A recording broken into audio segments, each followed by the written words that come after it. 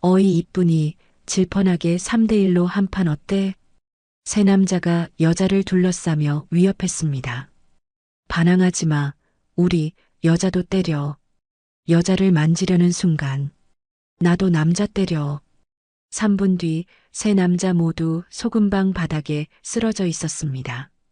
그리고 밝혀지는 숨겨진 진실까지. 달빛 이야기 지금 시작합니다.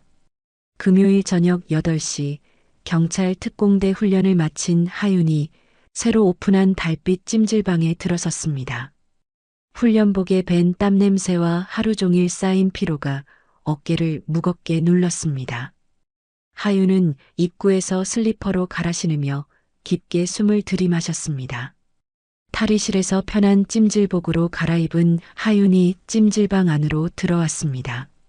넓은 공간 곳곳에 황토방, 소금방, 얼음방이 자리하고 있었고 가족 단위 손님들이 삼삼오오 모여 휴식을 취하고 있었습니다.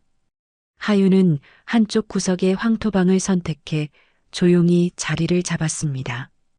뜨거운 황토 바닥에 등을 대고 누우니 굳어있던 근육이 서서히 풀어지기 시작했습니다. 아빠, 저기 얼음방 들어가 보자. 엄마, 나 목말라. 식혜 사줘. 아이들의 밝은 웃음소리와 가족들의 정겨운 대화가 찜질방 안을 가득 메웠습니다. 하윤은 눈을 감고 평화로운 분위기에 몸을 맡겼습니다. 오랜만에 느끼는 일상의 여유였습니다. 그런데 한쪽에서 들려오는 거친 목소리가 하윤의 귀를 파고들었습니다. 야, 이 새끼야. 뭘 자꾸 쳐다봐. 아, 아니에요. 안 쳐다봐. 뭘 안 쳐다봐. 계속 힐끗힐끗 쳐다봤잖아. 아주 그냥 입만 열면 거짓말이 자동으로 튀어나오지. 하윤이 소리가 나는 쪽으로 고개를 돌렸습니다. 찜질방 반대편에서 3명의 남자가 다른 손님을 향해 고함을 지르고 있었습니다. 세 남자 모두 건장한 체구에 목과 팔뚝에 문신이 선명하게 새겨져 있었습니다. 특히 앞장선 남자는 목 뒤쪽에 양문신이 크게 그려져 있어 멀리서도 눈에 띄었습니다. 양문신 남자가 맥주캔을 손에 든 채 비틀거리며 일어났습니다. 걸음걸이는 술에 취한 듯 불안정했고 주변 사람들의 시선을 의식하지 않는 태도였습니다. 왜 양문신 처음 봐? 그가 비웃듯 말하자 옆에 있던 또 다른 남자가 농담처럼 말을 받았습니다. 하긴 양문신이 흔하진 않지. 히히. 다른 남자가 양문신 남자를 향해 농담을 던졌습니다. 그들의 농담은 소리만 컸을 뿐 아니라 주변 사람들에게 불쾌한 긴장감을 조성하고 있었습니다. 아니에요, 죄송합니다. 그러니까 죄송할 짓을 대체 왜 하는 거야? 우린 그냥 찜질방에 쉬러 왔는데. 젊은 아버지가 아내와 아이를 뒤로 빼며 손을 저었습니다. 하지만 세 남자는 더욱 목소리를 높이며 다가갔습니다. 하윤의 표정이 굳어졌습니다. 그녀는 황토방에서 일어나 앉으며 상황을 예의주시하기 시작했습니다. 저기 조용히 좀 해주시오. 여기 아이들도 있잖소.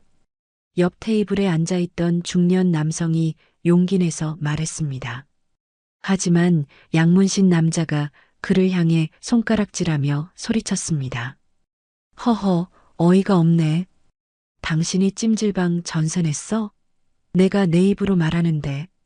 당신이 뭔데 이래라 저래라야. 조용한 곳을 원하면 독서실을 가, 이 양반아. 양문신 남자가 중년 남성의 어깨를 거칠게 밀었습니다. 남성이 뒤로 비틀거리며 테이블에 부딪혔습니다. 주변 가족들이 놀라며 자리에서 일어나기 시작했습니다. 아빠, 무서워. 여보, 우리 나가자. 아이들이 울음을 터뜨리며 부모의 품에 안겼습니다. 찜질방 안의 평화로운 분위기는 순식간에 긴장감으로 바뀌었습니다. 하윤은 자리에서 완전히 일어나 상황을 지켜보았습니다. 그녀의 손이 무의식적으로 주먹을 쥐었다가 풀어지기를 반복했습니다. 세 남자 중 한 명이 맥주를 마시며 큰 소리로 웃었습니다. 형님, 근데 어떻게 회식을 찜질방에서 하실 생각을 하셨어요? 여기가 임마, 다들 옷도 가볍게 입고 있고 또 땀에 젖어가지고 볼거리도 은근 많단 말이야. 이야, 우리 형님 진짜 아직도 청춘이셔 아주 그냥. 그들의 웃음소리가 찜질방 안에 불쾌하게 울려 퍼졌습니다. 손님들은 하나둘씩 자리를 떠나기 시작했고 찜질방 직원들은 어쩔 줄 몰라 하며 서로 눈치만 보고 있었습니다. 찜질방 안이 한산해지자 세 명의 조폭들은 더욱 기세등등해졌습니다. 양문신 남자가 맥주캔을 흔들어 보며 혀를 찼습니다. 아, 맥주 떨어져 가네. 야, 너 매점 가서 맥주 좀 사와. 세 번째 남자가 일어나려 하자 양문신 남자가 손을 내저었습니다. 아니다. 잠깐만 있어봐. 저기 이쁜이한테 부탁해보자. 그의 시선이 황토방에서 조용히 앉아있던 하윤에게 향했습니다. 하윤은 그들의 시선을 느끼며 몸을 일으켜 아무도 없는 방으로 이동하려 했습니다. 저기요. 잠시만요. 양문신 남자가 느끼한 목소리로 하윤을 불렀습니다. 하윤은 들은 척도 하지 않고 일부러 아무도 없는 소금방 쪽으로 향했습니다. 아니, 저기요. 무시하네. 어이. 그들의 목소리가 높아졌고 세 남자가 동시에 자리에서 일어나 하윤을 따라가기 시작했습니다. 하윤은 조용히 소금방 안으로 들어가 문 안쪽에서 그들을 기다렸습니다. 잠시 뒤 양문신 남자가 문을 열고 들어서며 그녀 앞에 섰습니다. 어이, 이쁜이. 이쁘면 다야? 내가 부른 거 들었으면서 왜 모르는 척해? 아, 못 들었어요. 하윤이 차분하고 여유로운 목소리로 말했습니다. 양문신 남자는 오히려 더 가까이 다가서며 비웃었습니다. 이것 봐라. 일부러 우리 놀리는 거지? 두 번째 남자가 하윤 옆으로 바싹 다가와 귓속말로 속삭였습니다. 어이, 우리 여자도 때려 조심해. 하윤이 고개를 돌려 그의 눈을 똑바로 쳐다보며 말했습니다. 아, 그러시구나. 저도 남자 때려요. 세 번째 남자가 앞에서 해맑게 웃으며 말했습니다. 와, 이년 깡다구가 보통이 아닌데? 재밌는 년이네. 너 어디서 좀 놀았니? 양문신 남자가 다시 하윤 앞으로 성큼 다가오며 얼굴을 바짝 들이밀었습니다. 그는 일부러 큰 소리로 도발하듯 말했습니다. 에이, 그러지 말고 우리랑 질펀하게 놀자. 3대1로 한 판 어때? 보니까 너 사이즈도 괜찮네.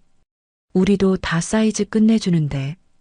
두 남자가 번갈아 가며 저열한 농담을 주고받는 사이 하윤의 눈빛이 서서히 싸늘하게 식어갔습니다. 와, 인연 눈빛 봐라. 한 대 치겠는데?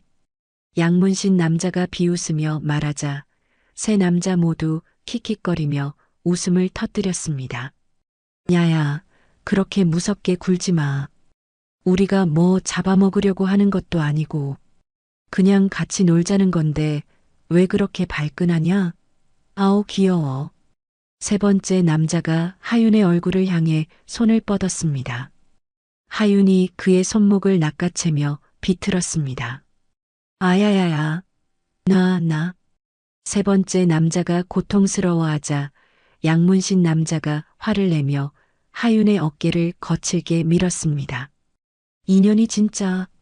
하윤은 몇 걸음 뒤로 밀려나 벽에 등을 댔고 양문신 남자는 바짝 다가서며 하윤의 턱을 잡으려 했습니다. 그 순간 하윤의 몸이 정광석화처럼 반응했습니다. 남자의 손목을 정확히 낚아채 역방향으로 꺾은 뒤 무릎으로 명치를 강하게 올려쳤습니다. 크악! 남자의 비명이 소금방 벽에 울려 퍼졌고 그는 바닥에 주저앉아 숨을 몰아쉬었습니다. 뒤이어 두 번째 남자가 달려들어 하윤의 머리채를 잡으려 했지만 하윤은 몸을 낮추며 그의 복부 깊숙이 파고들었습니다. 양팔로 허리를 감아 중심을 무너뜨리자 남자의 몸이 하윤의 어깨 위로 들려 넘어졌습니다. 우! 뒤통수가 바닥에 부딪히며 남자는 움직이지 못한 채 누워버렸습니다. 세 번째 남자가 팔을 벌리며 하윤을 와락 끌어안으려 했습니다. 하윤은 몸을 비틀며 정강이를 걷어차고 턱 밑을 팔꿈치로 세게 쳐올렸습니다. 그가 고개를 젖히며 비틀거리는 사이 그녀는 그의 머리채를 잡고 소금 벽으로 밀어붙었습니다. 핥아볼래? 차가운 눈빛으로 속삭인 하윤은 그의 이마를 벽에 찍고 이어 낭심을 정확히 가격했습니다. 으악! 그는 고꾸라지며 신음했고 그대로 주저앉아 몸을 웅크렸습니다. 한편 양문신 남자가 다시 일어나며 호주머니에 손을 넣었습니다. 하윤은 그의 움직임을 포착하자마자 가장 가까운 소금을 움켜쥐고 그대로 그의 얼굴에 뿌렸습니다. 아! 소금이 눈에 들어간 그는 눈을 비비며 정신을 잃을 듯 휘청였고 하윤은 곧장 회전하며 뒤돌려차기로 턱을 정통으로 가격했습니다. 남자가 벽에 부딪혀 무너졌고 그녀는 곧장 그의 팔을 꺾어 등 뒤로 고정시켰습니다. 내가 남자 때린다고 했지? 하윤이 짧게 숨을 쉬며 낮게 말했습니다. 으악! 살려줘. 팔 부러져. 이제 그만할까? 그녀가 차갑게 물으며 힘을 더하자 남자는 비명을 질렀습니다. 알겠어. 제발. 안 할게. 하윤은 그를 풀어주며 천천히 일어났습니다. 세 명의 조폭을 제압하는 데 걸린 시간은 고작 3분 남짓이었습니다. 소금방 밖에 있던 손님들은 입을 다물지 못한 채 하윤을 바라보았습니다. 중년 여성이 믿을 수 없다는 듯 혼잣말을 내뱉었습니다. 세상에, 저 여자 뭐하는 사람이야? 하윤은 찢어진 찜질복을 정리하며 가볍게 숨을 골랐습니다. 머리카락 한 올 흐트러지지 않은 그녀의 모습은 더욱 놀라웠습니다. 양문신 남자가 팔을 부여잡고 떨리는 목소리로 말했습니다. 너 뭐야? 대체 뭐하는 년이야? 하윤이 차갑게 내려다보며 단호하게 말했습니다. 어디서 좀 놀았다. 왜 어쩔래? 하윤이 이어서 말했습니다. 여기서 나랑 계속 놀래? 아님 조용히 꺼질래?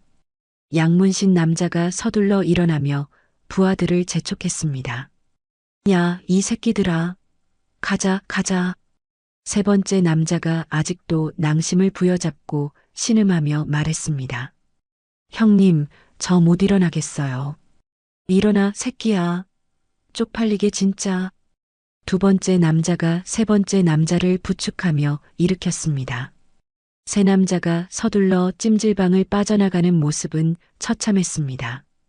찜질방 안은 정막이 흘렀고 구석에 숨어있던 몇몇 손님들이 조심스럽게 고개를 내밀기 시작했습니다. 하윤은 깊게 숨을 고르며 흐트러진 옷을 정리했습니다.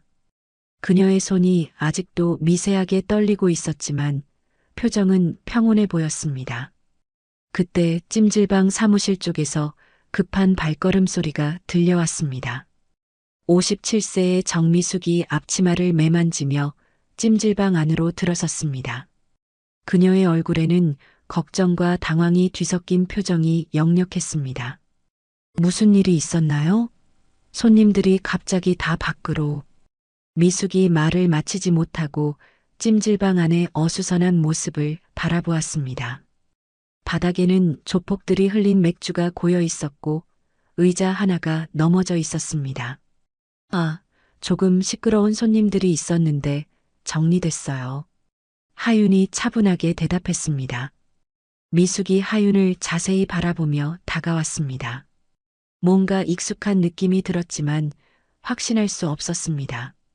혹시 다치신 곳은 없으신가요? 정말 죄송해요. 미숙이 진심 어린 목소리로 사과했습니다. 하윤도 미숙의 얼굴을 유심히 바라보기 시작했습니다.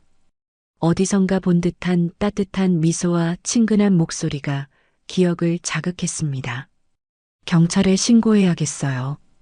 이런 일이 또 일어나면 안 되니까. 미숙이 걱정스러운 표정으로 말했습니다. 아, 저 사실 경찰이에요. 하윤이 조심스럽게 말했습니다. 네, 경찰이세요? 미숙이 놀란 표정으로 하윤을 다시 바라보았습니다. 경찰 특공대 소속 이하윤입니다. 그 사람들은 제가 처리했으니 괜찮을 거예요. 미숙이 하윤의 이름을 들은 순간 눈이 커졌습니다. 그녀의 머릿속에서 2년 전 기억이 떠올랐습니다. 혹시 이하윤 씨? 2년 전에 저희 게스트하우스에 하윤도 그제야 미숙을 완전히 알아보았습니다. 바닷가 마을의 달빛 쉼터 게스트하우스 사장님이었습니다. 사장님, 정말 사장님이세요? 하윤의 목소리에 감격이 묻어났습니다. 하윤 씨, 정말 맞네요. 어머, 이럴 수가. 미숙이 두 손으로 입을 막으며 놀라워했습니다. 두 사람은 서로를 바라보며 믿기 어렵다는 표정을 지었습니다. 2년이라는 시간이 흘렀지만 서로를 알아보는 데는 오래 걸리지 않았습니다. 그때 하윤 씨가 얼마나 힘들어 하셨는데 지금 이렇게 씩씩하게 경찰 일을 하고 계시다니 정말 대견해요. 하윤의 눈가에 눈물이 맺혔습니다. 그때 미숙이 해준 따뜻한 위로의 말들이 생생하게 기억났습니다. 사장님 덕분이에요. 그때 사장님이 안 계셨다면 아마 무슨 소리예요? 하윤 씨가 스스로 일어선 거죠. 미숙이 하윤의 손을 잡으며 말했습니다. PTSD로 정말 힘들었는데 사장님이 해주신 말씀들이 제게 큰 힘이 됐어요. 상처는 나를 약하게 만드는 게 아니라 더 강하고 따뜻한 사람으로 만든다고 하셨던 말, 아직도 기억해요. 미숙이 감동받은 표정으로 고개를 끄덕였습니다. 그래서 경찰로 전직하신 거군요. 정말 잘하셨어요.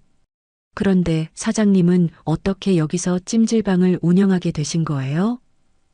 하윤이 호기심 어린 표정으로 물었습니다. 미숙의 얼굴에 복잡한 감정이 스쳤습니다. 그녀는 잠시 생각에 잠긴 후 천천히 입을 열었습니다. 그것도 참 특별한 이야기예요. 시간이 있으시다면 들려드릴까요? 네, 꼭 듣고 싶어요. 하윤이 진심 어린 목소리로 대답했습니다. 그럼 사무실로 가서 차라도 한잔하면서 이야기해요. 오늘은 참 특별한 날이 됐네요. 미숙이 따뜻하게 미소 지으며 하윤을 사무실로 안내했습니다. 두 사람은 2년 만의 재회에 감격하며 함께 사무실로 향했습니다. 찜질방 안에는 다시 평온이 찾아왔고 밖에서는 가을비가 조용히 내리고 있었습니다. 미숙이 차를 우려내며 조용히 말을 시작했습니다. 제가 달빛 쉼터 게스트하우스를 운영할 때 이야기부터 해야겠네요. 하윤이 차를 받아들며 고개를 끄덕였습니다. 따뜻한 차 향이 사무실 안에 은은하게 퍼졌습니다. 시간이 1년 전으로 거슬러 올라갔습니다. 56세 정미숙은 홀로 게스트하우스를 운영하고 있었습니다. 이혼 후 10년간 혼자 지낸 그녀에게 게스트하우스는 삶의 전부였습니다. 매일 아침 6시에 일어나 청소를 하고 투숙객들을 위한 아침 식사를 준비했습니다.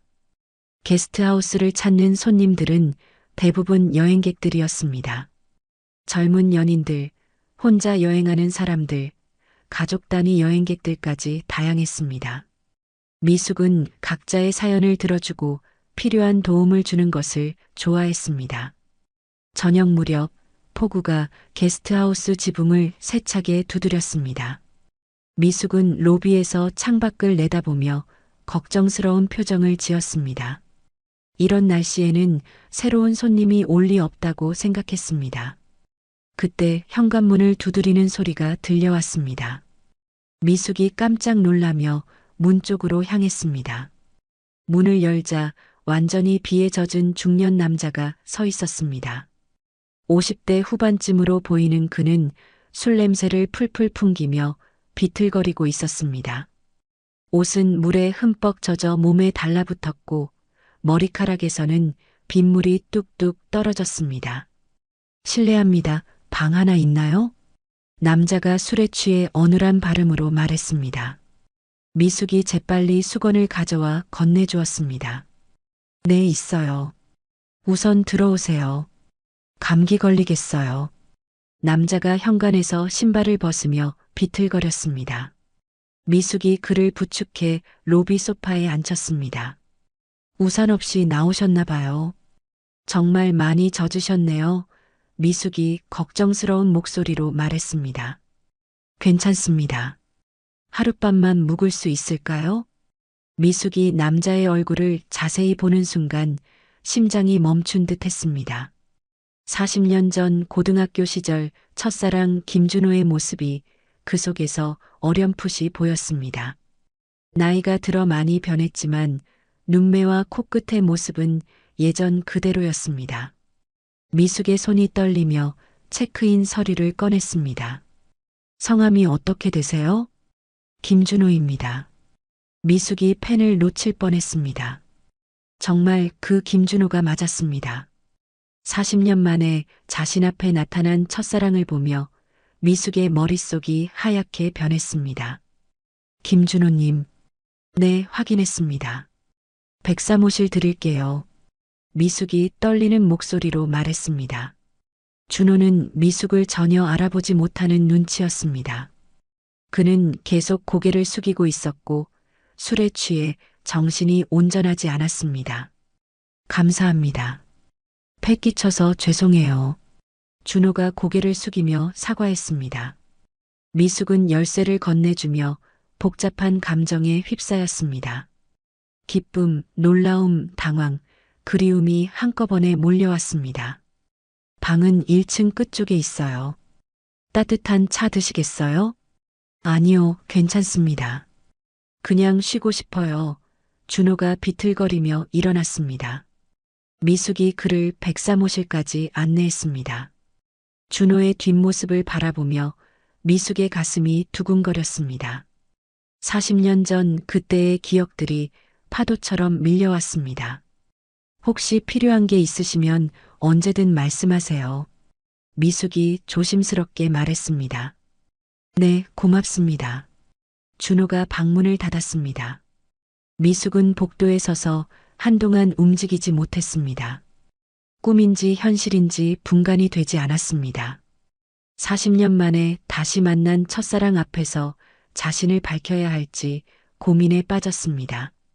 다음 날 아침 9시 미숙은 준호를 위해 특별히 해장국을 끓였습니다. 밤새 잠을 이루지 못한 그녀는 이른 새벽부터 부엌에서 정성스럽게 음식을 준비했습니다. 콩나물과 시래기를 넣고 푹 끓인 해장국에서 구수한 냄새가 올라왔습니다. 백사모실 문을 조심스럽게 두드렸습니다. 손님, 아침 드시겠어요? 방 안에서 신음소리가 들려왔습니다. 아, 네, 잠깐만요. 잠시 후 준호가 문을 열었습니다. 머리는 헝클어져 있었고 얼굴은 숙취로 인해 창백했습니다. 그는 이마를 손으로 누르며 고통스러워했습니다. 해장국 끓여왔어요. 속이 안 좋으시죠? 미숙이 쟁반을 들고 말했습니다. 아, 정말 감사합니다. 패 끼쳐서 죄송해요. 준호가 미안한 표정으로 말했습니다. 미숙이 방 안작은 테이블에 해장국을 놓았습니다. 준호는 여전히 미숙을 알아보지 못하고 있었습니다. 천천히 드세요. 많이 힘드시죠? 준호가 숟가락을 들어 해장국을 한 모금 마셨습니다. 그의 얼굴에 편안한 표정이 스쳤습니다. 정말 맛있네요. 오랜만에 이렇게 따뜻한 음식을. 미숙은 준호의 말투와 습관들을 유심히 관찰했습니다. 숟가락을 쥐는 방식, 고개를 갸웃하는 모습, 모든 것이 40년 전 그대로였습니다. 이 마을에 볼 일이 있으셔서 오신 건가요? 미숙이 조심스럽게 물었습니다. 준호가 잠시 생각에 잠겼습니다. 옛날 기억이 있는 곳이에요. 한번 둘러보고 싶어서. 아, 그러시구나. 이 마을이 고향이신가요? 아니요, 고향은 아니고 학창 시절에 잠깐 살았던 곳이에요. 준호가 창밖을 바라보며 말했습니다. 미숙의 가슴이 다시 두근거렸습니다. 그때 준호의 핸드폰이 울렸습니다. 네, 김준호입니다. 네, 알겠습니다. 다음 주에 꼭 가겠습니다. 전화를 끄는 준호의 표정이 어두워졌습니다. 미숙이 그의 변화를 눈치채고 걱정스럽게 바라보았습니다. 혹시 급한 일이 있으신가요? 아니요, 병원 약속이 있어서요. 괜찮습니다. 준호가 억지로 미소를 지었습니다. 미숙은 그의 표정에서 뭔가 심각한 일이 있다는 것을 직감했습니다. 하지만 더 이상 묻기가 조심스러웠습니다. 며칠 더 계실 예정이세요?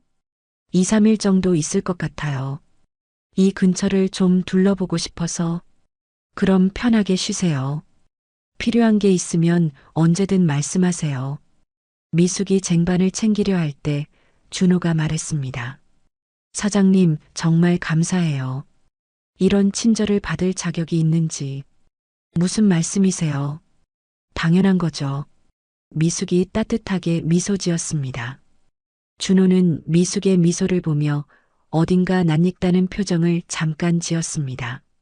하지만 곧 고개를 돌리며 창밖을 바라보았습니다. 오후 2시경 준호가 산책을 나간 사이 미숙은 백사무실 청소를 위해 들어갔습니다. 침대 정리를 하던 중 침대 옆 작은 테이블 위에 약통들이 놓여 있는 것을 발견했습니다. 여러 개의 처방전 약봉지와 함께 큰 약통 하나가 눈에 들어왔습니다. 미숙이 약통을 집어들고 라벨을 확인했습니다. 복잡한 영어로 된 약 이름이 적혀 있어서 이해할 수는 없었습니다. 하지만 뭔가 심각한 병의 치료제 같다는 느낌이 들었습니다. 미숙이 휴대폰을 꺼내 약 이름을 검색해 보았습니다. 검색 결과를 보는 순간 그녀의 얼굴이 창백해졌습니다. 말기암 환자들에게 처방되는 항암제였습니다. 이럴 수가. 미숙이 손으로 입을 막으며 중얼거렸습니다. 책상 위에는 준호가 적어둔 메모지가 있었습니다. 미숙이 무심코 그 메모를 보는 순간 심장이 멈춘 듯 했습니다. 버킷리스트라는 제목 아래 여러 항목들이 적혀 있었습니다.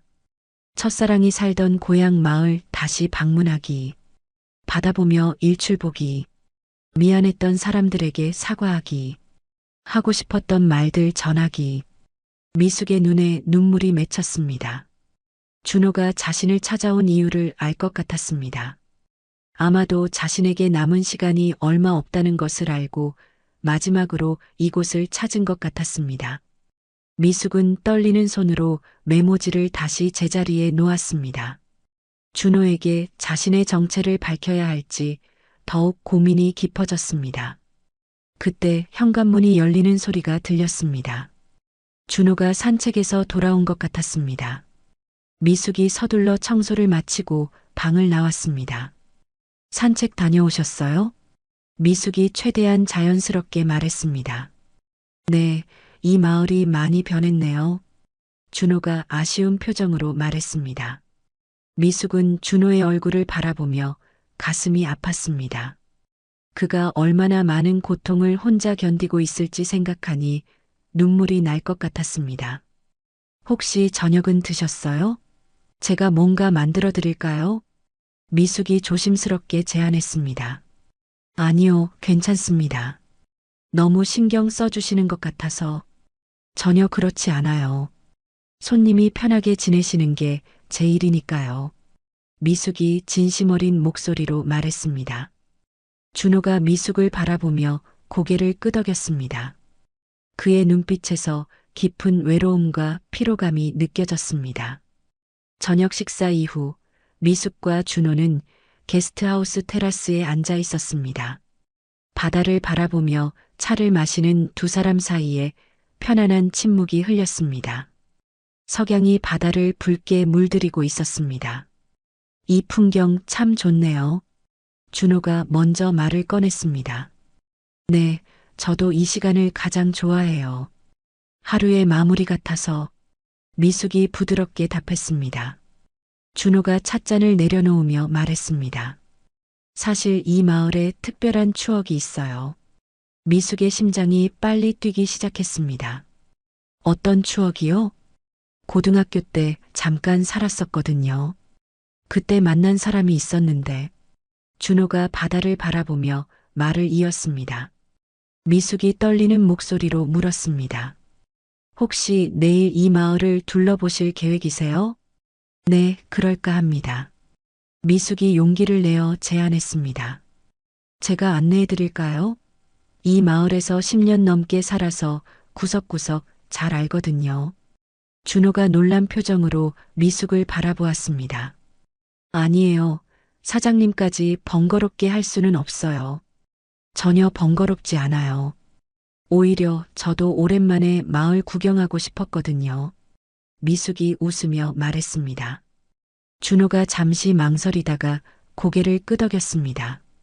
그럼 정말 감사하겠습니다. 내일 아침 9시에 출발하면 어떨까요? 좋습니다. 그런데 왜 갑자기 이곳을 찾으셨어요? 미숙이 조심스럽게 물었습니다. 준호가 한참 생각하더니 천천히 입을 열었습니다. 인생에서 놓친 것들을 다시 찾고 싶어서요. 시간이 많지 않을 것 같아서. 미숙의 가슴이 먹먹해졌습니다. 준호가 자신의 상황을 은연중에 드러내고 있었습니다. 놓친 것들이요? 네, 소중했던 사람들, 하지 못했던 말들. 그런 것들이요. 준호의 목소리에 깊은 아쉬움이 묻어 있었습니다. 미숙이 준호의 손을 바라보며 말했습니다. 아직 늦지 않으셨을 거예요. 찾으시는 것들을 다 찾으실 수 있을 거예요. 준호가 미숙을 바라보며 작은 미소를 지었습니다. 사장님은 참 따뜻한 분이세요.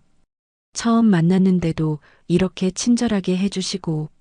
미숙의 눈가에 눈물이 맺혔습니다. 40년 전 그때의 준호와 똑같은 따뜻한 미소였습니다. 제가 특별히 친절한 게 아니라 준호님이 좋은 분이시라서 그런 것 같아요. 두 사람은 석양을 바라보며 조용히 앉아 있었습니다. 미숙은 내일 준호와 함께 마을을 돌아다니며 조금씩 과거의 기억들을 나누어야겠다고 생각했습니다. 내일이 기대되네요. 준호가 중얼거렸습니다. 네, 저도요. 미숙이 대답하며 마음속으로 내일을 그려보았습니다. 다음 날 오전 9시 미숙과 준호는 함께 마을 곳곳을 둘러보기 시작했습니다. 먼저 옛 시장 골목을 지나 학교 근처를 걸었습니다. 준호는 주변을 둘러보며 간간히 여기는 그대로네요. 저 건물은 새로 생겼군요 하며 중얼거렸습니다. 오전 11시경 두 사람은 바닷가 절벽 위 전망대에 도착했습니다. 이곳은 마을에서 가장 전망이 좋은 곳으로 푸른 바다가 한눈에 내려다 보였습니다. 바람이 두 사람의 머리카락을 살랑이게 했습니다. 준호가 전망대 난간에 기대어 바다를 바라보며 말했습니다. 아, 이곳은 제게 특별한 곳이에요. 미숙의 가슴이 두근거렸습니다. 이곳은 40년 전 준호와 자신이 자주 만나던 바로 그 장소였습니다. 미숙이 조심스럽게 물었습니다. 혹시 이곳에서 누군가와 추억이 있으신가요? 준호가 잠시 생각에 잠기더니 천천히 말을 시작했습니다. 고등학교 때 사귀던 여자친구가 있었어요. 그 아이와 이런 곳에서 자주 바다를 보며 이야기를 나누곤 했거든요. 미숙의 숨이 가빠졌습니다. 어떤 분이셨나요? 바다 같은 눈을 가진 소녀였어요. 정말 예쁜 아이였죠. 준호의 목소리에 그리움이 묻어 있었습니다. 지금도 연락하고 지내세요? 준호가 고개를 저으며 쓸쓸하게 웃었습니다. 아니요, 헤어진 지 40년이 됐어요. 제가 서울로 가면서. 미숙이 떨리는 목소리로 물었습니다. 그분 이름이 뭐였나요? 정미숙이요. 정말 착하고 따뜻한 소녀였어요. 준호가 바다를 바라보며 말했습니다. 미숙이 순간 숨이 막혔습니다. 자신의 이름을 준호의 입에서 듣는 순간이었습니다. 혹시 그분을 다시 만나고 싶으신가요? 미숙이 간신히 목소리를 짜내며 물었습니다. 실은 제가 이곳에 온 건 그 소녀를 찾기 위해서였어요. 하지만 불가능할 거예요. 사실 너무 오래되어서 얼굴도 희미하게 기억나요. 40년이 지났는데 어디서 찾겠어요. 아마 결혼해서 행복하게 살고 있을 거예요. 미숙의 눈에 눈물이 고였습니다. 준호가 아직도 자신을 기억하고 있다는 사실에 가슴이 벅차올랐습니다. 정말 만약에 그분을 다시 만날 수 있다면 뭐라고 말씀하고 싶으세요? 미숙이 떨리는 목소리로 물었습니다. 준호가 한참을 생각하더니 진심 어린 목소리로 답했습니다. 미안하다고, 그리고 정말 사랑했다고 말하고 싶어요. 그때 혼자 떠나서 정말 미안했다고. 미숙이 더 이상 참을 수 없어 뒤돌아서며 눈물을 닦았습니다. 준호가 전망대 벤치에 앉으며 깊은 한숨을 쉬었습니다. 미숙도 그 옆에 조심스럽게 앉았습니다. 바다에서 불어오는 바람이 두 사람을 감쌌습니다.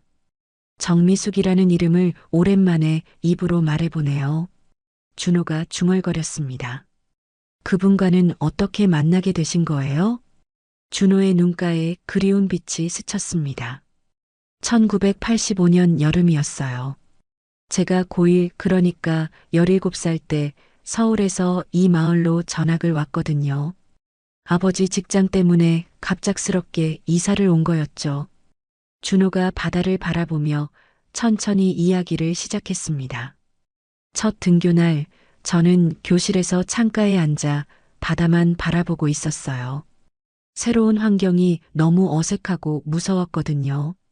그때 한 여학생이 제게 다가와서 말을 걸더라고요. 어떤 분이셨나요? 똘똘한 눈빛에 환한 미소를 가진 아이였어요. 자신을 정미숙이라고 소개하면서 서울에서 온 건데 괜찮은지, 여기 생활은 어떤지 친근하게 물어보더라고요. 저는 너무 어색해서 간신히 인사만 했었는데 미숙의 가슴이 두근거렸습니다. 40년 전 그날의 기억이 생생했습니다. 그때부터 우리 인연이 시작된 거죠. 미숙이는 제게 마을 곳곳을 안내해 주었어요. 방과 후면 항상 함께 바닷가를 걸었고 저는 서울 이야기를 들려주고 미숙이는 이 마을의 재미있는 얘기들을 해주었어요. 준호의 목소리에 그리움이 깊게 배어 있었습니다. 정말 순수한 시절이었겠네요. 미숙이 떨리는 목소리로 말했습니다. 고3이 되었을 때 바로 여기 이 전망대에서 미숙이에게 제안했어요. 서울대학교에 가면 함께 가자고. 그 아이가 설레어하면서도 자신 같은 시골 아이도 서울에서 살 수 있을지 걱정하더라고요. 준호가 잠시 말을 멈추고 깊게 숨을 들이마셨습니다. 저는 미숙이 손을 잡으며 말했어요. 당연하지. 우리 함께 가자. 약속해. 그때는 정말 평생 함께 할 수 있을 줄 알았거든요. 미숙의 눈에 눈물이 고이기 시작했습니다. 하지만 고3 겨울에 갑자기 부모님이 서울 귀향을 결정하셨어요. 입시를 위해서라고 하시면서요. 미숙이에게 미안하다고 부모님이 당장 서울로 가자고 하신다고 말했더니 그분은 뭐라고 하셨어요? 미숙이 간신히 목소리를 내며 물었습니다. 괜찮다고, 입시 끝나고 대학 합격하면 다시 만나면 된다면서 눈물을 참고 웃어주었어요. 정말 착한 아이였어요. 준호가 미숙을 바라보며 말했습니다. 마지막 날 제가 미숙이에게 말했어요. 3월 15일 오후 3시 여기서 기다려줘. 꼭 다시 올게. 그게 우리의 마지막 약속이었죠. 미숙이 더 이상 눈물을 참을 수 없어 고개를 돌렸습니다. 준호가 잠시 말을 멈추고 바다를 바라보았습니다. 그의 표정이 점점 어두워졌습니다. 미숙은 숨을 죽이며 준호의 다음 말을 기다렸습니다. 입시가 끝나고 3월 15일이 됐어요. 저는 서울에서 새벽부터 출발해 설레는 마음으로 이곳으로 달려왔죠. 준호가 쓸쓸하게 웃으며 말했습니다. 약속 시간보다 2시간이나 일찍 도착해서 기다렸어요. 미숙이가 나타나기만을 손꼽아 기다렸죠. 미숙의 가슴이 찢어질 듯 아팠습니다. 그날 자신이 왜 오지 못했는지 준호가 모르고 있다는 사실에 눈물이 났습니다. 하지만 3시가 되어도 4시가 되어도 미숙이는 나타나지 않았어요. 저는 계속 기다렸죠. 혹시나 해서 마을 곳곳을 돌아다니며 찾아봤어요. 그러다가 준호가 말을 이으려다 잠시 멈췄습니다. 그러다가 어떻게 되셨어요? 미숙이 떨리는 목소리로 물었습니다. 마을에서 미숙이의 친구를 우연히 만났어요.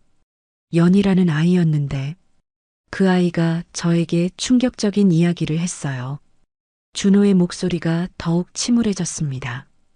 연희가 뭐라고 했나요? 미숙이가 다른 남자와 약혼했다고 하더라고요. 제가 서울에 간 사이에 마을의 부잣집 아들과 선을 보고 약혼까지 했다면서 저를 기다릴 생각은 전혀 없었다고 말이에요. 미숙이 깜짝 놀라며 고개를 저었습니다.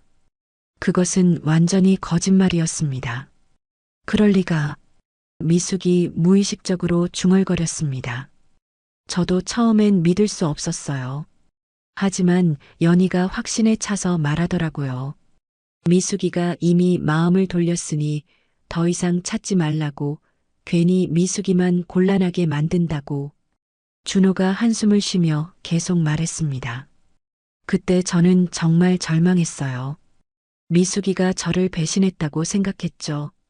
상심한 마음으로 다시 서울로 돌아갔어요. 미숙의 눈에서 눈물이 주르륵 흘러내렸습니다.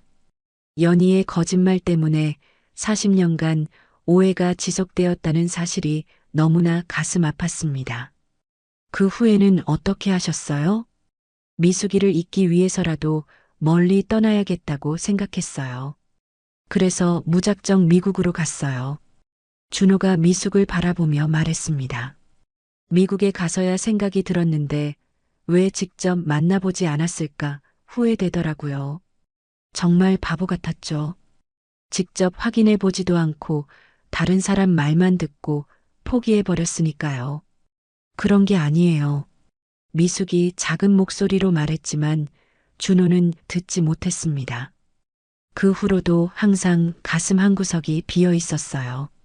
미숙이에 대한 그리움을 완전히 지울 수는 없더라고요. 준호의 목소리에 깊은 후회가 묻어 있었습니다. 첫사랑이라는 게 정말 무서운 것 같아요. 40년이 지나도 잊혀지지 않으니까요. 미숙은 더 이상 참을 수 없어 고개를 푹 숙였습니다. 40년간의 오해와 그리움이 얼마나 큰 아픔이었는지 이제야 알 것 같았습니다.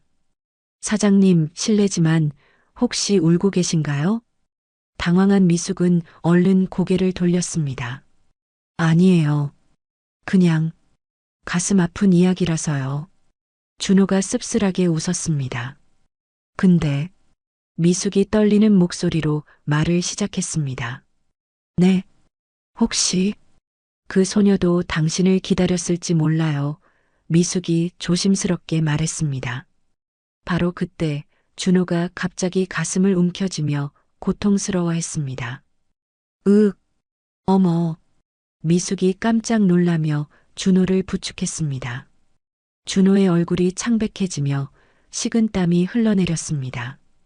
그는 가슴을 움켜쥔 채 거칠게 숨을 몰아쉬었습니다. 약이 있어요. 가방에. 준호가 간신히 말했습니다.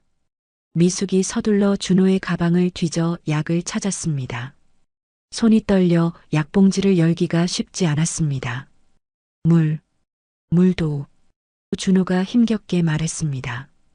준호가 약을 먹고 나서야 조금씩 호흡이 안정되기 시작했습니다. 미숙은 그의 등을 부드럽게 쓸어주며 진정시켰습니다. 괜찮으세요? 병원에 가야 하는 거 아니에요? 미숙이 걱정스러운 목소리로 물었습니다. 아니요. 이제 괜찮아요. 가끔 이런 일이 있어요. 준호가 힘없이 웃으며 말했습니다. 미숙은 준호의 약봉지를 보며 가슴이 아팠습니다. 그가 얼마나 아픈 몸으로 이곳까지 왔는지 생각하니 눈물이 났습니다. 이제 게스트하우스로 돌아가서 쉬셔야겠어요. 미숙이 단호하게 말했습니다. 미숙이 준호를 부축하며 일으켰습니다. 두 사람은 천천히 게스트하우스로 향했습니다. 미숙의 마음속에는 준호에게 자신의 정체를 밝혀야겠다는 결심이 더욱 굳어지고 있었습니다. 게스트하우스로 돌아온 후 준호는 백사모실에서 휴식을 취했습니다. 1시간 정도 지나 컨디션이 호전되자 미숙이 따뜻한 차를 가져왔습니다. 준호는 침대에 기대어 앉아 차를 받아들었습니다. 좀 괜찮아지셨어요? 미숙이 걱정스럽게 물었습니다. 네, 괜찮아요. 정말 죄송해요. 갑자기 이상해져서. 무슨 말씀이세요? 몸이 아프신데 당연한 거죠. 오늘은 좀 누워서 푹 쉬세요. 방을 나오는데 준호가 불렀습니다. 사장님, 혹시 알고 계셨나요? 제 병에 대해. 미숙의 얼굴이 굳어졌습니다. 네. 약통을 보고 짐작했어요. 준호는 쓴웃음을 지었습니다. 그래서 그렇게 친절하게 대해주신 거군요. 불쌍한 말기 암 환자라고. 준호의 눈빛은 상처받은 듯 했습니다. 아니에요. 그런 이유가 아니에요. 미숙은 급히 그의 오해를 풀어야 한다고 생각이 들었습니다. 그럼 왜죠? 처음 보는 나그네에게 이렇게까지 친절할 이유가 없잖아요. 미숙의 가슴이 두근거렸습니다. 더 이상 미룰 수 없다고 생각했습니다. 손님, 미숙이 떨리는 목소리로 말을 시작했습니다. 네. 미숙이 깊게 숨을 들이마시고 용기를 냈습니다. 사실, 제가 정미숙입니다. 준호가 차를 마시다가 멈춰섰습니다. 그는 믿을 수 없다는 표정으로 미숙을 바라보았습니다. 네. 뭐라고 하셨어요? 제가 당신의 첫사랑 정미숙이라고요. 미숙이 눈물을 흘리며 다시 한번 말했습니다. 준호의 손에서 찻잔이 떨어질 뻔했습니다. 그는 미숙의 얼굴을 자세히 들여다보기 시작했습니다. 아니, 그럴 리가. 미숙이 서랍에서 오래된 편지 봉투를 꺼냈습니다.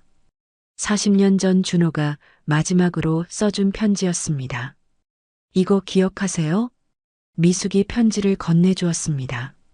준호가 편지를 받아들고 확인하는 순간 얼굴이 하얗게 변했습니다. 자신의 필체로 쓰인 편지가 분명했습니다. 이게 어떻게 정말 미숙이니? 준호가 떨리는 목소리로 물었습니다. 응, 나 미숙이야. 정미숙. 미숙이 눈물을 닦으며 고개를 끄덕였습니다. 준호가 미숙의 얼굴을 더욱 자세히 바라보기 시작했습니다. 40년이라는 세월로 많이 변했지만 눈매와 미소는 예전 그대로였습니다. 진짜 미숙이구나. 준호가 눈물을 흘리며 중얼거렸습니다. 오랜만이야, 준호야. 미숙이 40년 만에 준호의 이름을 불렀습니다. 준호가 벌떡 일어나 미숙을 끌어안았습니다. 두 사람은 40년 만의 재회에 서로를 꼭 안고 눈물을 흘렸습니다. 미숙아, 정말 미숙이구나. 어떻게? 준호가 믿을 수 없다는 듯 중얼거렸습니다. 어떻게 여기서 만나게 됐을까? 미숙이 감격스러운 목소리로 답했습니다. 두 사람은 한참을 그렇게 껴안고 있었습니다. 40년간의 그리움과 오해가 한순간에 녹아내리는 순간이었습니다. 준호와 미숙이 서로를 놓아주고 마주 앉았습니다. 두 사람의 얼굴에는 감격과 믿기 어렵다는 표정이 교차했습니다. 40년 만의 재회가 꿈만 같았습니다. 미숙아, 이제 너의 이야기를 해줘. 정말 연희가 말한 게 맞았어? 다른 사람과 약혼했었어? 준호가 간절한 목소리로 물었습니다. 미숙이 고개를 저으며 눈물을 흘렸습니다. 아니야, 준호야. 그건 모두 거짓말이었어. 그럼 왜 3월 15일에 나오지 않았어? 미숙이 깊게 숨을 들이마시고 40년 전 그날의 진실을 말하기 시작했습니다. 3월 14일 밤에 어머니가 갑자기 쓰러지셨어. 홀어머니였는데 평소에도 몸이 안 좋으셨거든. 병원에 모시고 갔는데 미숙의 목소리가 떨렸습니다. 의사가 위독하다고 하셨어. 그날 밤새 병원에서 어머니를 간병했는데 결국 다음날 3월 15일 새벽에 어머니가 돌아가셨어. 준호의 얼굴이 창백해졌습니다. 미숙아, 약속 시간인 오후 3시는 어머니 장례 준비를 하고 있을 때였어. 연락할 방법도 없었고 약속 장소에 갈 수도 없었어. 미숙이 눈물을 닦으며 계속 말했습니다. 장례를 치른 후 너를 찾으러 서울로 갔어. 내가 다니던 학교도 찾아가고 집 주소를 알아내려고 노력했는데 내가 이미 미국으로 떠난 후였구나. 준호가 후회스러운 표정으로 말했습니다. 응, 내 친구들한테 물어보니까 이미 미국 유학을 떠났다고 하더라. 연락처도 알 수 없었어. 미숙이 잠시 말을 멈추고 깊게 숨을 쉬었습니다. 그 후에는 어떻게 됐어? 준호가 조심스럽게 물었습니다. 부모님 없이 혼자 살기가 힘들어서 서둘러 결혼했어. 하지만 행복하지 않았어. 남편이 바람을 피워서 결국 이혼했고, 미수가 정말 미안해. 내가 확인도 하지 않고, 연희는 그 전부터도 나랑 사이가 안 좋았어. 연희도 너가 전학 왔을 때부터 너를 좋아했었거든. 나한테 빼앗겼다고 생각했나 봐. 준호가 자신의 머리를 감싸며 괴로워했습니다. 내가 정말 바보였어. 직접 확인해 볼 생각도 하지 않고, 이제 다 지난 일이야. 중요한 건 우리가 다시 만났다는 거지. 미숙이 준호의 손을 잡으며 말했습니다.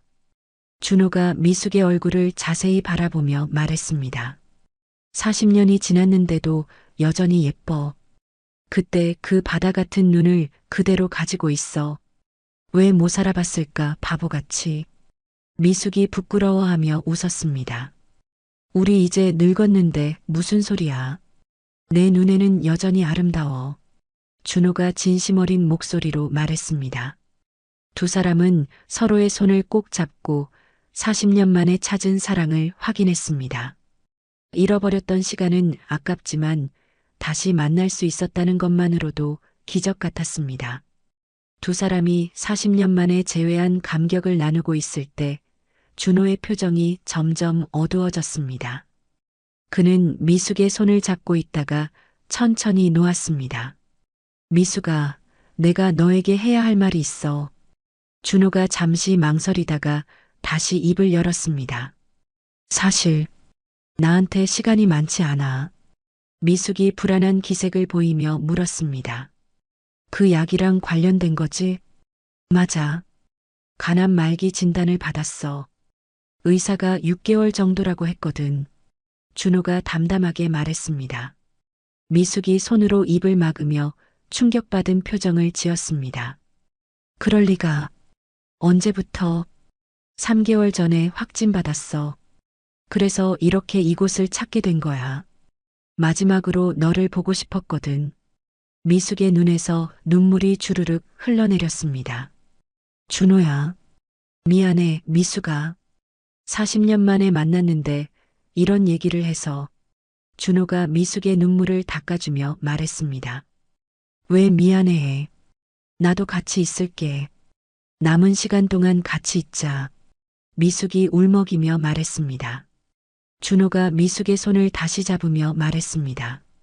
정말? 그래줄 수 있어? 당연하지. 40년을 기다렸는데 이제 와서 혼자 보낼 수는 없어. 준호의 눈가에도 눈물이 맺혔습니다. 고마워, 미숙아. 정말 고마워. 미숙이 준호의 얼굴을 어루만지며 말했습니다. 남은 시간 동안 우리가 함께 꿈꿨던 것들을 해보자. 그때 못했던 것들 말이야. 정말? 응. 우리 그때 제주도 가고 싶다고 했잖아. 그리고 함께 일출도 보고 싶다고 했고, 미숙이 눈물을 닦으며 웃어 보였습니다. 준호가 감격스러운 표정으로 고개를 끄덕였습니다. 그래, 우리 그때 버킷리스트를 만들었었지. 함께 여행도 가고, 예쁜 곳에서 차도 마시고, 다 해보자. 하나씩 다. 미숙이 단호하게 말했습니다. 너무 늦은 건 아닐까? 늦었지만 지금이라도 함께 할 수 있어서 다행이야. 미숙이 준호의 손을 꼭 잡으며 말했습니다. 미숙아, 사랑해. 40년 전에도 지금도. 나도 사랑해, 준호야. 죽을 때까지 사랑할게. 미숙이 진심 어린 목소리로 답했습니다. 두 사람은 서로를 꼭 껴안았습니다. 남은 시간이 짧다는 현실이 슬펐지만 함께 할 수 있다는 기쁨이 더 컸습니다. 일주일 후 두 사람은 제주도로 떠났습니다. 준호의 몸 상태를 고려해 무리하지 않는 선에서 계획을 세웠습니다. 공항에서 택시를 타고 바다가 보이는 작은 펜션에 도착했습니다. 와, 정말 예쁘다. 미숙이 펜션 베란다에서 제주 바다를 바라보며 감탄했습니다. 우리 마을 바다와는 또 다른 느낌이네. 준호가 미숙의 어깨에 손을 올리며 말했습니다. 첫날 저녁 두 사람은 해변을 천천히 걸었습니다. 준호의 체력을 고려해 자주 벤치에 앉아 쉬면서 대화를 나누었습니다. 40년 전에 우리가 여기 왔다면 어땠을까? 미숙이 석양을 바라보며 물었습니다. 아마 하루 종일 뛰어다녔을 거야. 젊었으니까. 준호가 웃으며 답했습니다. 지금도 좋아. 이렇게 천천히 걸으니까 더 오래 함께 있는 것 같잖아.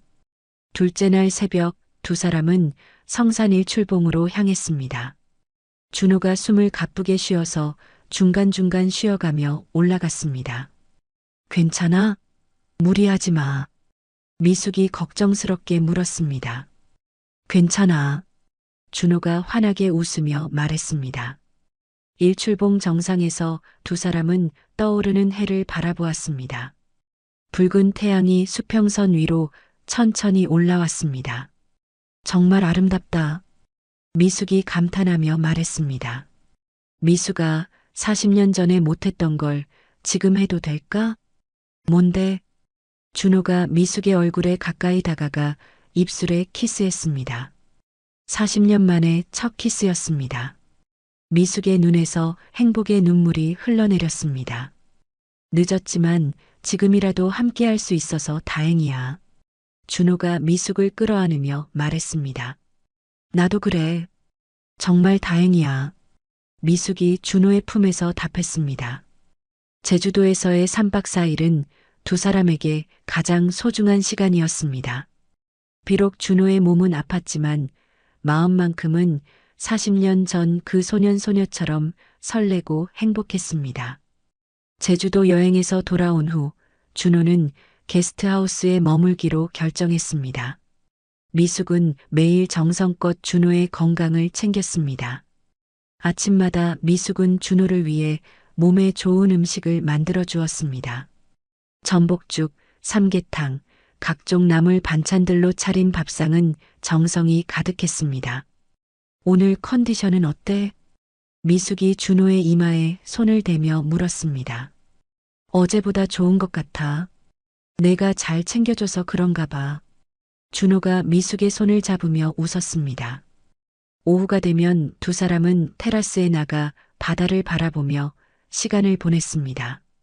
준호의 체력이 허락하는 선에서 짧은 산책을 하기도 했습니다. 한 달이 지나고 두 달이 지났습니다. 의사들이 예상했던 6개월이라는 시간이 지나도 준호의 상태는 놀랍도록 안정적이었습니다. 선생님, 이상해요. 환자분 상태가 많이 좋아졌어요. 담당 의사가 검사 결과를 보며 놀라워했습니다. 정말요? 미숙이 기대에 찬 목소리로 물었습니다. 암의 진행 속도가 현저히 느려졌어요. 이런 경우는 드문데 혹시 특별히 달라진 게 있나요? 준호가 미숙을 바라보며 웃었습니다. 사랑하는 사람을 다시 만났거든요. 의사가 고개를 끄덕이며 말했습니다. 그럴 수 있어요. 정신적인 안정이 면역력에 큰 영향을 주거든요. 게스트하우스로 돌아오는 길에 미숙이 준호의 팔짱을 끼며 말했습니다. 더 오래 함께 있을 수 있을 것 같아. 그러게. 너를 만나서 기적이 일어난 것 같아. 준호가 미숙을 바라보며 환하게 웃었습니다. 미숙이 하윤에게 따뜻한 미소를 지으며 이야기를 이어갔습니다. 준호 씨의 건강이 기적적으로 호전되면서 우리에게는 새로운 기회가 생겼어요. 어떤 기회요? 하윤이 궁금해하며 물었습니다. 저희 이야기가 입소문을 타기 시작한 거예요. 40년 만에 재회한 첫사랑 이야기가 화제가 됐죠. 미숙이 찻잔을 돌리며 계속 말했습니다. 그러던 중에 한 출판사에서 연락이 왔어요. 저희 이야기를 책으로 내고 싶다고 하더라고요. 정말요? 그래서 어떻게 하셨어요? 처음엔 망설였죠. 사적인 이야기를 공개하는 게 부끄럽기도 하고. 하지만 준호 씨가 말하더라고요.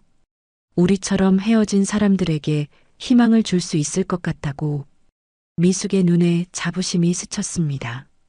그래서 책을 내게 되었어요. 달빛 쉼터에서 만난 40년의 사랑이라는 제목으로요. 와, 정말 로맨틱한 제목이네요. 하윤이 감탄하며 말했습니다. 책이 생각보다 많은 사람들의 관심을 받았어요. 게스트하우스를 찾는 손님들도 늘어났고 준호 씨는 자신의 투병 경험을 바탕으로 특별한 아이디어를 제안했어요. 어떤 아이디어요?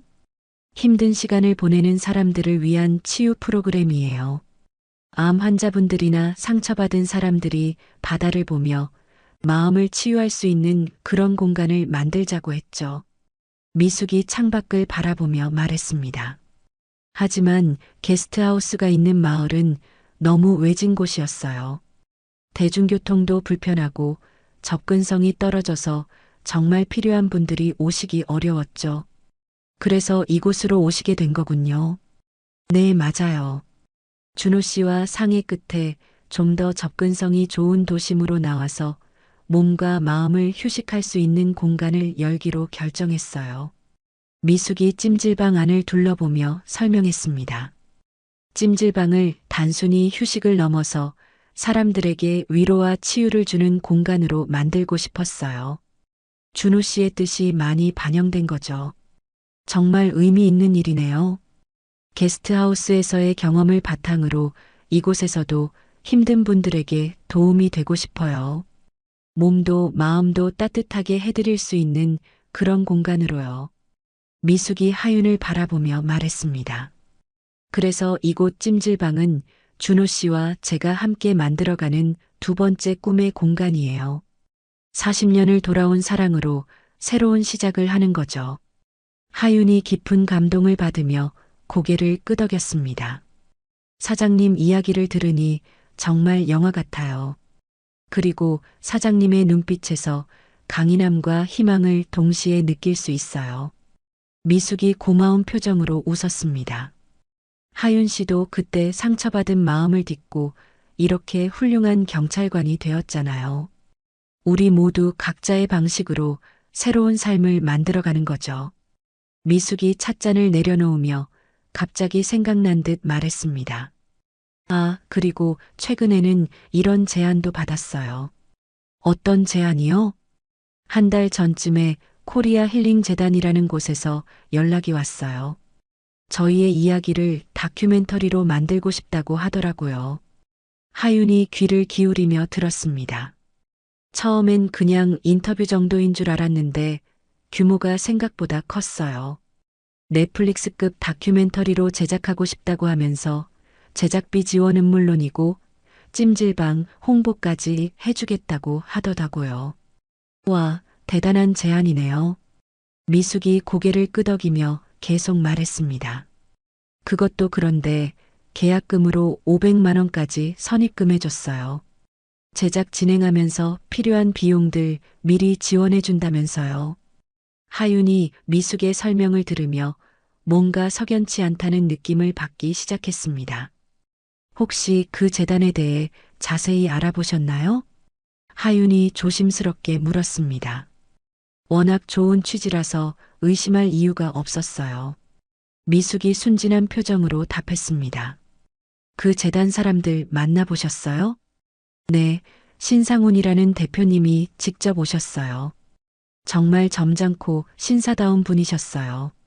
같이 온 직원 두 분도 정말 예의 바르고요. 하윤의 경찰 본능이 서서히 깨어나기 시작했습니다. 어떤 식으로 촬영을 진행한다고 하던가요? 먼저 저희 일상을 며칠 촬영하고 그 다음에 인터뷰 형식으로 진행한다고 하더라고요. 찜질방도 촬영 장소로 쓰고 싶다고 하고요. 미숙이 기억을 더듬으며 말했습니다. 그런데 촬영 장비도 고가라서 보험료며 이런저런 비용이 추가로 필요할 수 있다고 미리 얘기하더라고요. 하지만 그런 건 나중에 정산해서 처리한다고 했어요. 하윤이 점점 의심스러워하며 물었습니다. 혹시 그분들이 주신 명함이나 계약서 같은 게 있으세요? 네, 있어요. 잠깐만요. 미숙이 서랍에서 서류들을 꺼내왔습니다. 하윤이 명함을 자세히 살펴보았습니다. 디자인은 깔끔했지만 뭔가 어색한 부분들이 눈에 들어왔습니다. 이 주소지 한번 확인해 봐도 될까요? 하윤이 핸드폰을 꺼내며 말했습니다. 네, 물론이죠. 하윤이 주소를 검색해 보니 예상대로였습니다. 사장님, 이 주소가 원룸 오피스텔이에요. 그리고 이 재단 등록번호 형식도 이상해요. 미숙의 얼굴이 점점 굳어졌습니다. 설마, 제가 한번 확인해 볼게요. 혹시 모르니까요. 하윤이 미숙을 안심시키며 동료에게 전화를 걸었습니다. 김경사님, 저 이하윤이에요. 급하게 부탁드릴 게 있어서요. 미숙이 불안한 표정으로 하윤을 바라보았습니다. 코리아 힐링 재단이라는 곳에 대해 조회 좀 해주세요. 등록번호는? 네, 잠깐만요. 하윤이 명함을 보며 번호를 불러주었습니다. 네, 최대한 빨리 부탁드려요. 전화를 끊은 하윤이 미숙에게 말했습니다. 30분 정도 기다려보세요. 금방 결과가 나올 거예요. 정말 이상한 사람들일까요? 미숙이 걱정스럽게 물었습니다. 아직 확실하지 않아요. 하지만 조심하는 게 좋을 것 같아요. 하윤이 계약서를 자세히 들여다보았습니다. 문구들이 애매하게 작성되어 있었고 재단의 구체적인 정보가 부족했습니다. 30분 후 하윤의 핸드폰이 울렸습니다. 네, 김 경사님. 네. 정말요? 알겠습니다. 고맙습니다. 오랜 통화를 마친 하윤의 표정이 심각해졌습니다. 어떻게 나왔어요? 미숙이 초조하게 물었습니다. 사장님, 정말 죄송해요. 그 코리아 힐링 재단은 존재하지 않는 가짜 재단이에요. 미숙이 충격받은 표정으로 손으로 입을 막았습니다. 그럴 리가. 더 심각한 건 최근에 비슷한 수법의 사기 사건들이 여러 건 접수되었다는 거예요. 하윤이 미숙의 어깨에 손을 올리며 말했습니다. 이들의 수법이 정교해요. 작은 선입금을 주어서 신뢰를 얻은 다음 나중에 추가 제작비나 홍보비 명목으로 거액을 요구하는 거예요. 미숙이 분노에 찬 목소리로 말했습니다. 좋은 일을 하려던 마음을 이용하다니 정말 나쁜 사람들이네요. 준호 씨가 알면 얼마나 상심할까요?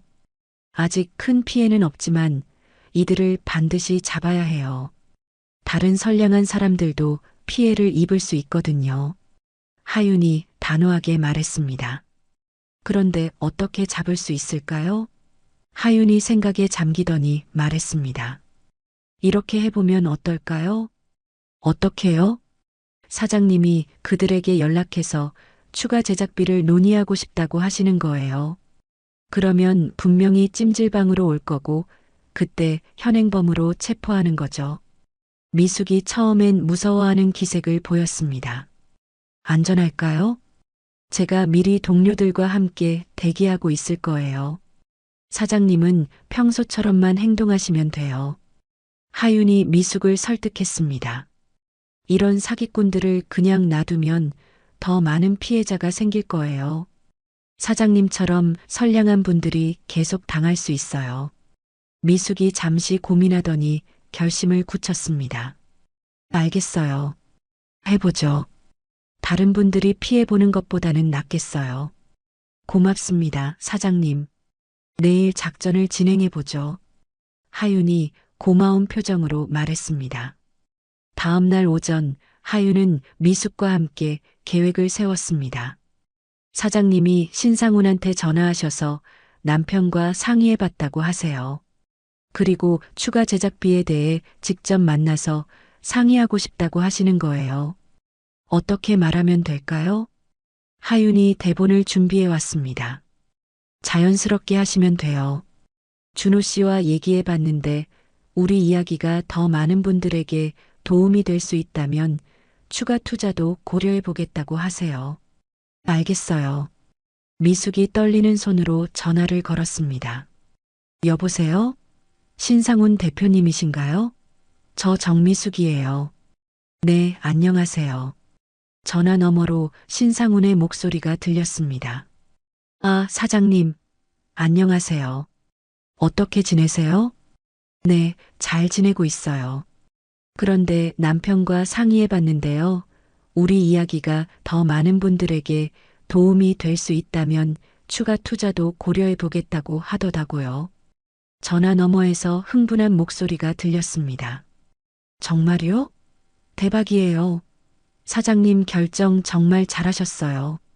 그래서 직접 만나서 상세한 내용을 듣고 싶어요. 찜질방으로 오실 수 있나요? 물론이죠. 언제가 좋으세요? 오늘 오후 3시 어떠세요? 완벽해요. 바로 갈게요. 전화를 끄는 미숙이 안도의 한숨을 쉬었습니다. 정말 신이 났더라고요. 돈 냄새를 맡은 것 같아요. 하윤이 동료들에게 연락했습니다. 오늘 오후 3시에 작전 개시입니다. 모두 손님으로 위장해서 찜질방 곳곳에 배치하겠습니다. 오후 2시 30분 하윤과 동료 경찰관 3명이 찜질방에 손님으로 위장에 들어왔습니다. 각자 다른 위치에 자연스럽게 자리를 잡고 대기했습니다. 하윤은 미숙에게 작은 무선 송신기를 건네주었습니다. 이것만 몸에 지니고 계세요. 위험하면 언제든 신호 주세요. 오후 3시 정각 신상훈과 부하 2명이 찜질방에 나타났습니다. 신상훈은 50대 초반으로 보이는 남자였고 깔끔한 정장을 입고 있었습니다. 하지만 그의 눈빛에는 교활한 기운이 서려 있었습니다. 사장님, 정말 반갑습니다. 신상훈이 과장된 몸짓으로 미숙에게 인사했습니다. 네, 안녕하세요. 이쪽으로 앉으세요. 미숙이 최대한 자연스럽게 그들을 안내했습니다. 이분들은 저희 제작팀 직원들이고요. 김철수 PD, 김용판 작가입니다. 신상훈이 부하들을 PD와 작가인 척 소개했습니다. 하윤이 멀리서 그들의 대화를 주의 깊게 들었습니다. 그런데 사장님, 정말 좋은 결정하셨어요. 요즘 넷플릭스에서도 이런 휴먼 다큐멘터리에 엄청난 관심을 보이고 있거든요. 신상훈이 능글맞게 말했습니다. 그래요? 그런데 추가 비용이 얼마나 필요한 건가요? 미숙이 조심스럽게 물었습니다. 김철수라고 소개된 남자가 서류를 꺼내며 말했습니다. 일단 고화질 촬영 장비 대여료가 있고요. 편집 비용, 그리고 홍보 마케팅 비용까지 합치면 대략 1,500만 원 정도 보시면 됩니다. 미숙이 놀란 척하며 말했습니다. 1,500만 원이요? 생각보다 많이 드네요. 사장님, 이거 진짜 대박 날 프로젝트예요. 넷플릭스에 선택되면 전 세계 사람들이 보게 되는 거라고요. 김용판이 흥분하며 끼어들었습니다. 그런데 원래 그런 걸 제작자가 아니라 저희 같은 출연자가 내는 건가요? 신상훈이 미숙에게 가까이 다가가며 말했습니다. 원래 방송이란 게 그런 거예요. 홍보 효과를 생각해 보세요. 찜질방 매출이 몇 배로 늘어날 거예요. 1,500만 원 투자로 억대 수익을 올릴 수 있다고요. 그런데 너무 큰 돈이라 미숙이 망설이는 척했습니다. 사장님, 기회는 기다려주지 않아요. 지금 아니면 다른 업체와 계약해야 할 수도 있어요. 김철수가 압박하며 말했습니다. 그러게 말입니다. 요즘 경쟁이 얼마나 치열한데요. 김용판이 맞장구 쳤습니다. 바로 그때 신상훈이 본색을 드러내기 시작했습니다. 사장님, 솔직히 말씀드릴게요. 저희가 이미 선입금 500만 원 드렸잖아요. 이거 못하면 그것도 다시 회수해야 해요.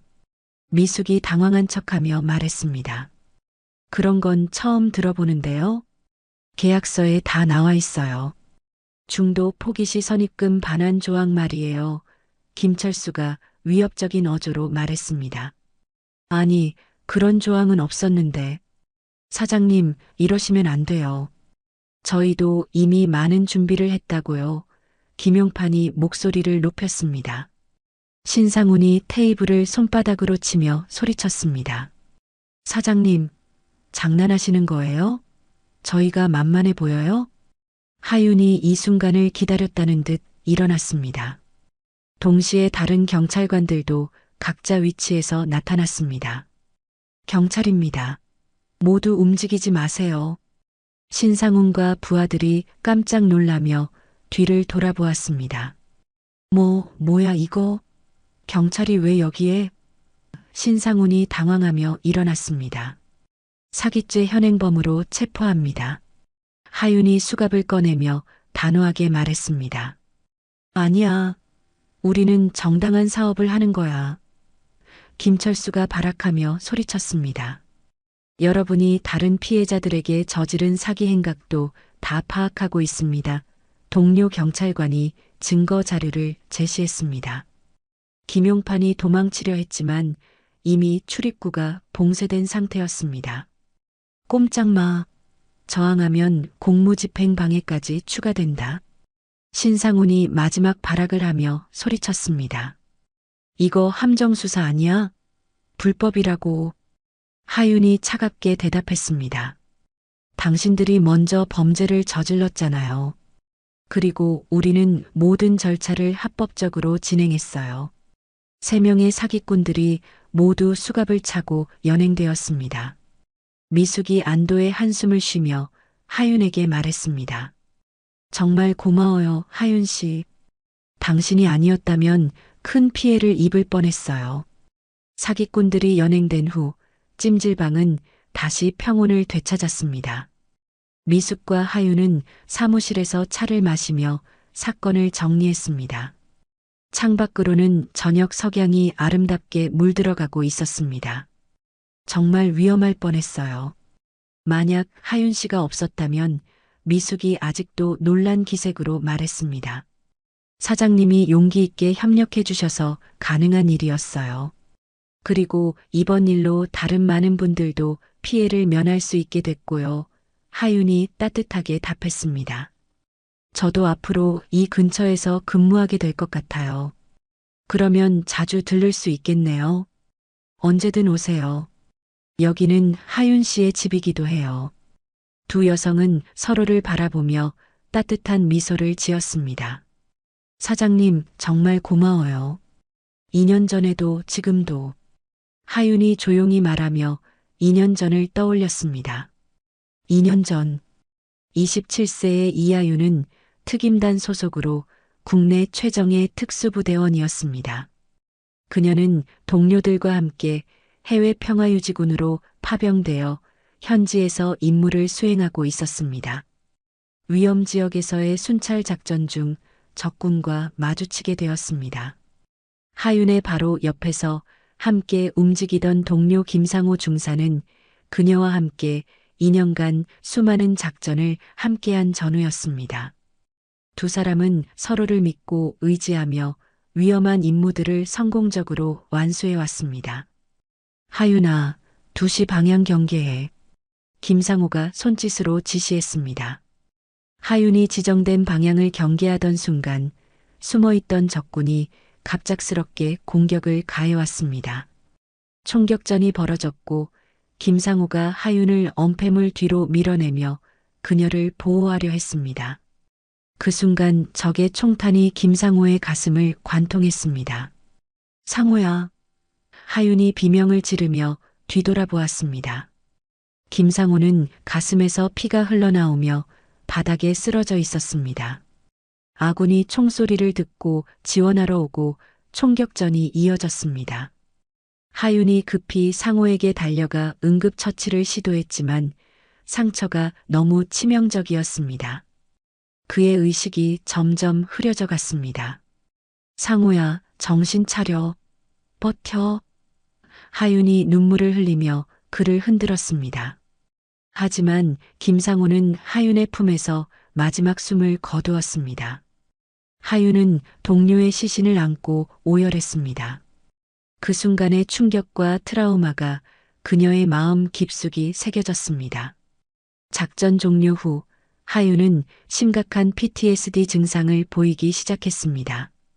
밤마다 그날의 악몽에 시달렸고 폭발음이나 큰 소리에 공황 발작을 일으켰습니다. 동료들과의 훈련 중에도 갑자기 과호흡 증상을 보이며 쓰러지기도 했습니다. 부대 내 상담 치료와 약물 치료를 받았지만 증상은 나아지지 않았습니다. 하윤은 결국 전역을 결정할 수밖에 없었습니다. 군복을 벗는 날 그녀는 자신의 정체성을 잃어버린 것 같은 절망감에 빠졌습니다. 전역 후 집에서만 지내던 하윤은 사회와 완전히 단절된 채 우울증에 깊이 빠져 있었습니다. 외출을 거부하고 사람들과의 만남도 피했습니다. 어머니가 걱정하며 여러 번 병원 치료를 권했지만 하윤은 거부했습니다. 6개월이 지나도록 집 밖으로 나오지 않던 하윤을 보고 어머니가 제안했습니다. 하윤아, 바닷가에 조용한 게스트하우스가 있다는데 거기서 좀 쉬다 와라. 하윤은 처음엔 거절했지만 어머니의 간곡한 설득에 마지못해 동의했습니다. 몸과 마음이 상처받은 채로 그녀는 바닷가 마을로 향하는 버스에 몸을 맡겼습니다. 창밖으로 스쳐가는 풍경들이 낯설기만 했습니다. 하윤이 달빛 쉼터 게스트하우스 문을 두드렸을 때는 이미 해가 져가고 있었습니다. 문을 연 미숙은 초췌하고 상처받은 표정의 젊은 여성을 보며 마음이 아팠습니다. 어서 오세요. 예약하신 이하윤 님이시죠? 미숙이 따뜻하게 맞아주었습니다. 하윤은 고개만 끄덕일 뿐 말이 없었습니다. 그녀의 눈빛에는 깊은 상처와 절망이 서려 있었습니다. 첫 며칠 동안 하윤은 방에서만 지냈습니다. 식사 시간에도 나오지 않았고 미숙이 가져다 준 음식도 거의 손대지 않았습니다. 밤마다 악몽에 시달리며 비명을 지르는 소리가 복도까지 들려왔습니다. 미숙은 하윤을 그냥 내버려 둘 수 없었습니다. 매일 아침 따뜻한 죽을 끓여 가져다 주었고 차분한 목소리로 안부를 물었습니다. 오늘은 날씨가 참 좋네요. 바다 구경이라도 하시는 게 어떨까요? 미숙이 조심스럽게 제안했습니다. 하윤은 여전히 대답하지 않았지만 미숙의 따뜻한 마음은 전해졌습니다. 일주일이 지나고 나서야 하윤이 처음으로 방 밖으로 나왔습니다. 테라스에서 바다를 바라보며 조용히 앉아있는 그녀에게 미숙이 차를 가져다 주었습니다. 많이 힘드신가 봐요. 미숙이 옆에 앉으며 부드럽게 말했습니다. 하윤의 눈에서 눈물이 흘러내렸습니다. 처음으로 자신의 이야기를 털어놓기 시작했습니다. 동료를 잃은 충격, PTSD로 인한 고통, 전역 후의 절망감까지 모든 것을 쏟아냈습니다. 미숙은 하윤의 이야기를 끝까지 들어주었습니다. 그리고 자신만의 방식으로 하윤을 위로해 주었습니다. 하윤 씨, 상처는 나를 약하게 만드는 게 아니라 더 강하고 따뜻한 사람으로 만드는 거예요. 미숙이 하윤의 손을 잡으며 말했습니다. 그 동료분도 하윤 씨가 이렇게 절망 속에서 헤매는 걸 원하지 않으실 거예요. 하윤 씨가 다시 일어나서 다른 사람들을 도우며 살아가는 모습을 보고 싶어 하실 거예요. 미숙의 말은 하윤의 마음 깊숙이 스며들었습니다. 그날 밤 하윤은 오랜만에 악몽 없이 잠들 수 있었습니다. 남은 일주일 동안 하윤은 조금씩 회복되어 갔습니다. 미숙과 함께 바닷가를 걸으며 이야기를 나누고 정성스럽게 차려준 식사를 맛있게 먹었습니다. 웃음소리도 조금씩 되찾아갔습니다. 2주간의 휴식을 마치고 떠나는 날, 하윤은 미숙에게 깊이 감사 인사를 했습니다. 사장님 덕분에 새로운 용기를 얻었어요. 정말 고맙습니다. 하윤이 진심 어린 목소리로 말했습니다.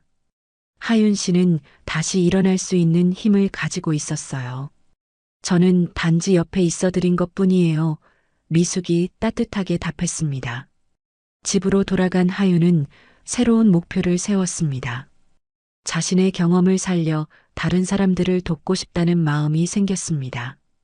경찰 공무원 시험을 준비하기 시작했고 1년 후에 합격했습니다. 2년이 지난 지금 하윤은 당당한 경찰관으로 살아가고 있었습니다. 그리고 운명처럼 미숙과 다시 만나게 되어 서로에게 힘이 되어주고 있었습니다. 과거의 상처를 딛고 새로운 삶을 향해 걸어가는 두 여성의 아름다운 이야기였습니다. 오늘 이야기 어떠셨나요? 혹시 마지막까지 들어주신 분이 계시다면 잘 들었다고 댓글 하나만 남겨주세요. 여러분에게도 달빛 같은 순간이 찾아올 거예요. 지금까지 달빛 이야기였습니다. 더 좋은 사연으로 다시 찾아뵙겠습니다. 늘 평온한 하루 되시길 바랍니다. 감사합니다.